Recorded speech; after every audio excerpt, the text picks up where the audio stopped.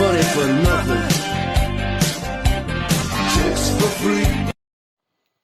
Hey guys, I wanted to make this video because I've noticed this portfolio in particular has performed pretty well.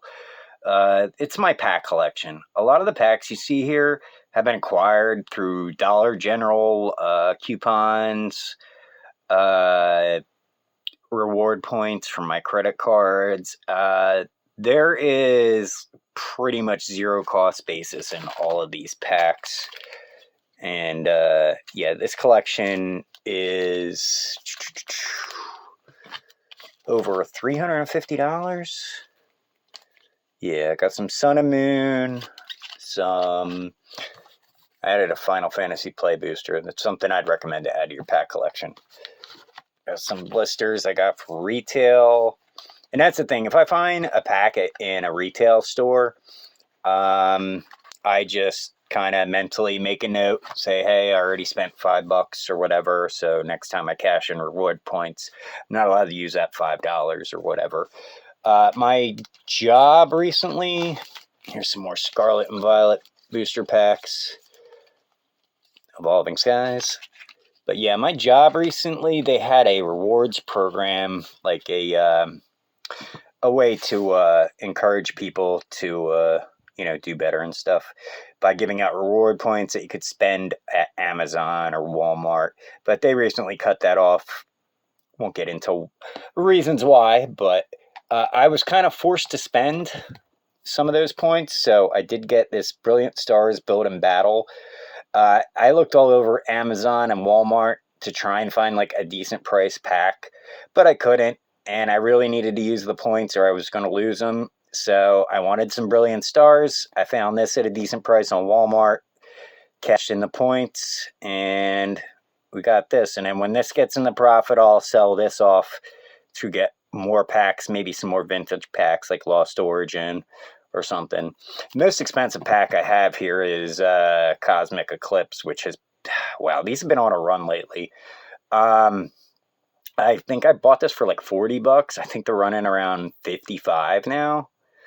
So yeah, it's been one of the best performing packs of this portfolio. But I mean, it's a great diversification into Pokemon. You'll hear a lot of influencers say, don't invest in the loose packs and blah, blah, blah.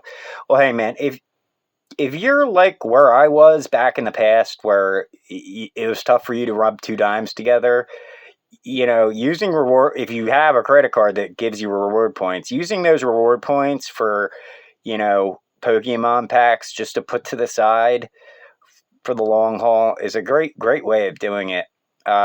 Also, if you go back about 8 years ago, I used to make, I didn't make videos as much 8 years ago, but they're out there. You can find a video, I'll put a link in this. You can find a video called Bitcoins for Trash. I know it's a bad title, but whatever. I'm not editing the video. I'm just leaving it as it is. But the video is from 2017, but I first started by buying Bitcoin in 2016. There was, so in the video, I'm basically telling people, hey, pick up some scrap metal, scrap wire, whatever, cash it in and buy Bitcoin. I mean, it was easy for me at the time because my bank was right next to a scrapyard. So whenever I had to go to my bank, I would just go to the scrapyard at the same time.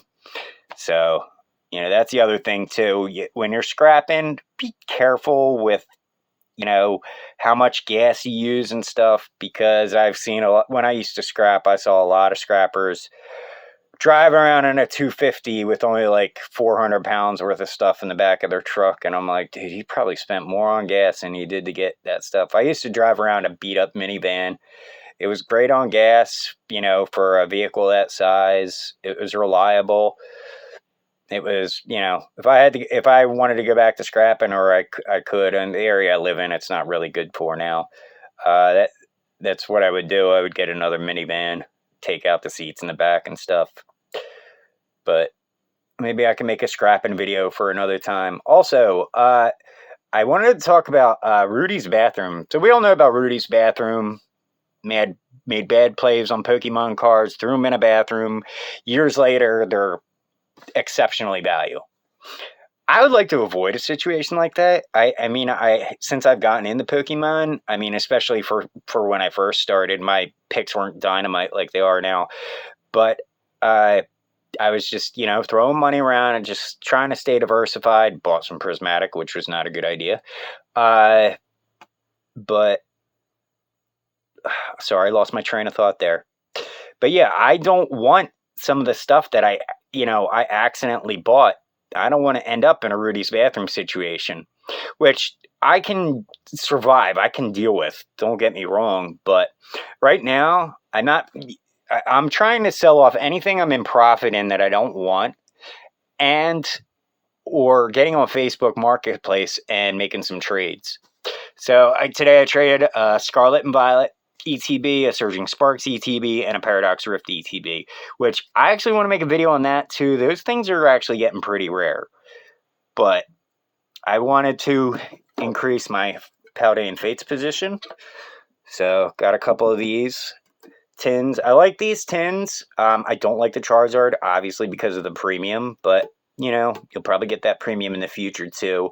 I do have one coming in the mail, but I got it at a really good price. So, and the Iron Tread, another one. So that's 4 tins total of Paldean Fates I got. And also I got this Crown Zenith tin as well too. Go back to the video I made recently about 5 PC ETBs or was it 4 PC ETBs and 5 sets? I don't remember. But Crown Zenith is definitely one of the sets you should be stocking up on. You can still find it in retail. It's starting to seep out. In fact, other than this tin, I have 2 tins I got retail, and that's all the Crown Zenith I have.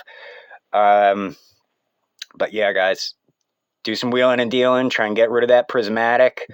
If you have 151 like I do, keep in mind I still believe we're going to get a decent amount of retail drops. That does not end until April. This block does not end until April.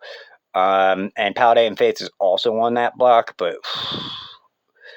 the only major dump I could really see for Paldean Fates at this point will probably be the holiday season. But even then, I mean, I don't know. And Paldean Fates is so rare right now. I have a feeling that I'm going to put this down. I don't want to hold it anymore. I have a feeling that any reprints we get from now on for Paldean Fates is not going to be a bad thing. It's not really going to affect the price. And you'd be like, a lot of people are like, you're really into supply, so how do you figure that? I think with more of a reprint and more product availability with Paldean Fates, it has the potential to make the set more popular, especially as we're seeing good price movement in it right now. And obviously anything that pretty much hits retail, just because based on the price right now, it's going to be scooped up off the shelves. And I feel like Bubble Mew's popularity is still growing too, so you're going to have people wanting to hunt it. Yeah, I don't really fear a Paldean Fates reprint. I mean, it's so rare right now. Any reprint, I just think, is going to bring more popularity to it and more exposure to this set. So I think the demand, if more reprints come for Paldean Fates, I think the demand will also pick up. So that's it. That's my little rant, guys. If you're having problems buying the PC ETBs, because this is poor man's investing, I'm not supposed to be acting like I'm not a whale by any means, but I'm not supposed to be, buying $100, $200, $300 boxes and recommending them. That'll be the level 2 portfolio. If you're having problems, concentrate on the pack collection. Great diversified, performs really well. I mean, you can't go wrong. And you start out with $5 a pack getting in. I mean, it's not that bad at all. You get up to the $50 packs, it's like, plus it doesn't take up that much space. All this stuff fits in a box. I mean, All right, guys, have a good one. Just wanted to put this video out there. This will be the starter portfolio Portfolio 1 Pokemon. I will make a Portfolio 2 to step up the game a bit. All right, guys, have a good one.